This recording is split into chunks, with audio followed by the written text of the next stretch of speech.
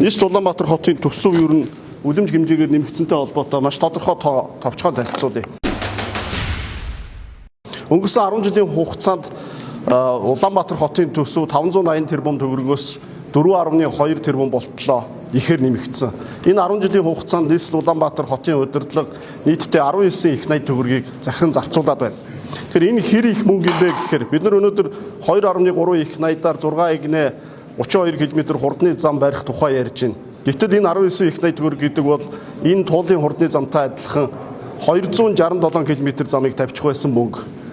Энэ мөнгөөр бас Улаанбаатар хотоор хөндлөн 19 км метрог 2.3 тэрбум доллараар барина гэж ярьж байгаа. Тэгэхээр ийм метро 44 км-ийг алерт барьсан байж болох ийм их мөнгийг нийслэл хот захиран зарцуулжээ сүүлийн 10 жилийн хугацаанд.